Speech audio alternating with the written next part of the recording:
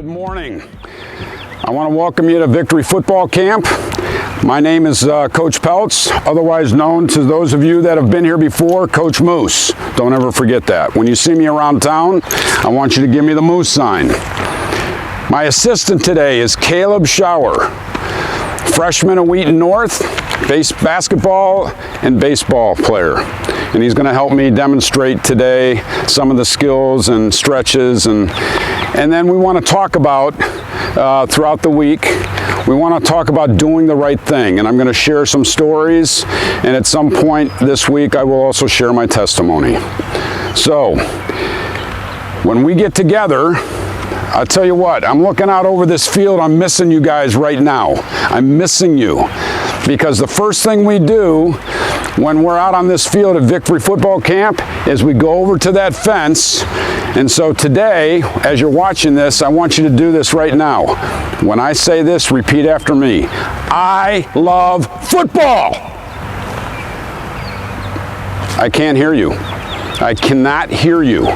If your parents are sleeping right now, or if your brothers or sisters are sleeping right now, I need you to do this nice and loud and wake them up. I love football. Great, that was much better. We are going to warm up, and we're going to warm up with a few stretches. So Caleb, put the football down. All right. And the first thing I want you to do is let's stretch our hamstrings. Okay, so we're going to spread our legs and we're going to go down, and I want you to try and touch the grass. Look at that, pretty easy. Stretch, hands on the grass. All right, now work your way through your legs. Just grab grass and, nope, this way, sorry. That stretch. Feel that stretch. All right, stand up again. All right, go back down and do it one more time. Start with hands in the ground and then work your way back. Good.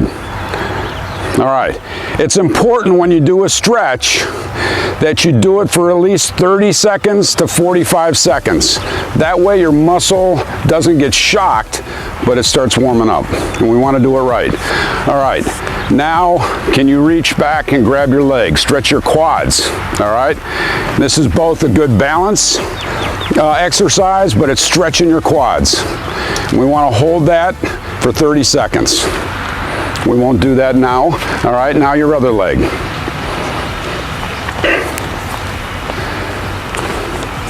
Perfect. All right. One of the other things is we got to work on the core, our waist.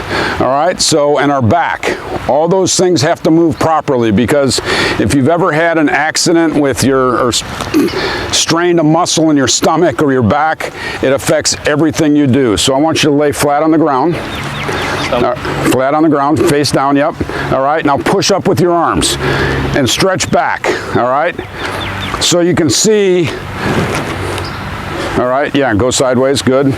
All right, you can see the arch in his back. I want you to push up as far as you can and get that stretched out. Keeping your thighs and your waist on the ground. All right, now go on your back. Another one for your back, okay? And that is grabbing your knees and pulling it as tight to your chest as you can. All right, and then you can roll a little bit.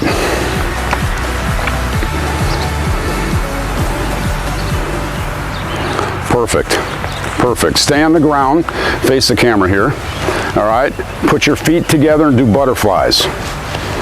All right, this is getting the groins. Another small muscle that affects how you run. If one of those are pulled or strained, you're not going to run very well, if at all.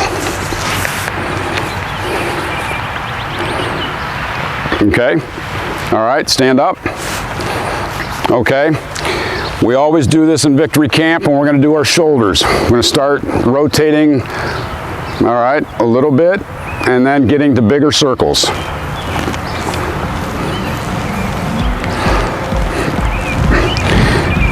Oh yeah, good for throwing. All right, now reverse it. And then work back down to little. Yeah, Good. All right. And then last, we're going to do victory jumping jacks. All right. Victory jumping jacks. Have you done that before? All right. Follow me. All right. We're just going to spell out victory. Awesome. All right. Ready, go. V-I-C-T-O-R-Y.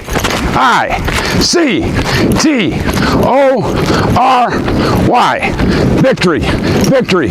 Football camps. All right, right now we're going to do a fitness test. We're going to do a different one every day. Today is going to be the standing long jump. So you need to you can do this on a sidewalk and measure it with a piece of chalk. Get a tape measure, which I'm going to use today in the grass.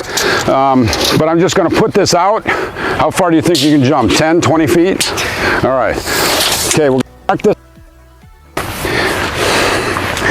Okay, put your heels right on, or your toes right on the tape measure. Okay, you don't jump straight-legged, right? You got to get a good bend, and you want to get a good swing with the arms. All right, so right before your jump, you're going to gather yourself and go as far as you can, and then measure the back of your heel. All right, on your own. I almost didn't have the tape long enough. That was 78 inches. 78 inches. Good job. Let's do it one more time.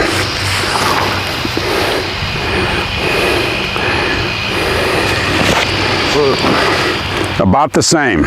You slid. Yeah. All right. I want you to do that 5 times. All right. Fitness test today is a standing long jump. When you get ready, do this a couple times. Gather yourself, and then let her fly. Let her fly. Get as far as you can. Measure that every single day. A famous head football coach, Vince Lombardi, would start every single year with this statement: this is a football. The game of football is all about the ball. You have to protect the ball on offense, and you want to go after the ball on defense. The ball is the most important thing on the field. All the other skills matter, but we got to protect the ball. Today, we're just going to do a couple of drills, and it's about catching the ball, and Caleb's going to do this for us and show us. The first drill we're going to do is throw it up in the air, clap behind your back, and catch it. All right? Throw it up in the air, clap behind the back, and catch it. That'll be the first one. I want to note, all right, the concentration in Caleb, and what he's doing is he never takes his eyes off the ball. You don't have to look down to clap. Do it again, Caleb. Eyes on the ball. Can you do 2 claps? Woo! Can you do 3 claps? The ball's going up a little higher now. That's a great skill. Eyes on the ball. We'll talk more about that, but we have to protect the ball. All right, I want you to lay down. Okay, face me, lay down. Nope, on your back, sorry. On your back, all right? And I'm just gonna toss the ball to you, all right? Different position, but it's about catching the ball and watching that ball wherever it goes. I can throw it to the right, throw it to the left, I can throw it low, I can even try and get it over his head. All right, perfect. All right, stand up. All right, one last one. Get about 10 feet away, if that still stays in the camera. Right there, turn around. All right, as I throw the ball, I'm gonna yell, Caleb. All right, Caleb, find that ball. Find that ball. Caleb. Caleb. All right, now I could throw that ball right or left or a little low. Caleb. Perfect. All right, good. The object of this drill is the football and protecting it, catching it, just getting a feel for the football. My son was a receiver in high school, and I would not let him wear gloves. the first couple of years because I wanted him to know what this football felt like. Because if I can feel this football, when I have gloves on, the sensation's even better with the glove. It grips better. But I want to know I can catch this with my hands, wet, cold, hot. Practice this with your brother or your dad, mother, sister, someone that can just toss you the ball. So I want to talk about our first lesson. Our first lesson, and the theme for the week really is doing the right thing. We want to do the right thing, and I'm going to go through several scenarios throughout the week. Today I want to share a verse that means a lot to me. It means a lot to our Christian faith, and that's John 3:16. For God so loved the world that he gave his only begotten Son, that whoever believeth in him should not perish, but have eternal life. And how does that relate to doing the right thing? Well, it starts out by this. Because God died for us, and as we accept him, as we believe in him, he gives us the ability to know right from wrong. And he gives us a conscience. And the thing is, on his own, he choreographed his dying on the cross. He could have easily said, all right, I've come this far, but man, I don't want to go on a cross. I don't want to die. But he did it anyway because he loved us so much. He sacrificed himself so he could bridge the gap from being on this world to being able to go to heaven when we die. A lot of people have been thinking about that now because of everything that's been going on with the virus and the way it's attacked some people. But I just want to say this. By doing the right thing, all right, it's because we have faith in Jesus. And it's because of what he did. He did the right thing for us and bridged that gap. I said earlier, this is a football. So I'm going to talk to you today about how a football is made. And I looked this up, and I even learned something new myself this time. The football is this shape because they call it a pigskin, and it's the same shape as a pig's belly, the stomach. It's the same shape. How anybody figured that out? I guess they make bacon, so they must have looked in there sometime, but football is the same shape as a pig's belly, all right? It's cut in these patterns, 4 shapes cut out from leather. Now, they don't make it from the pigskin anymore. They make it from cow's leather, all right?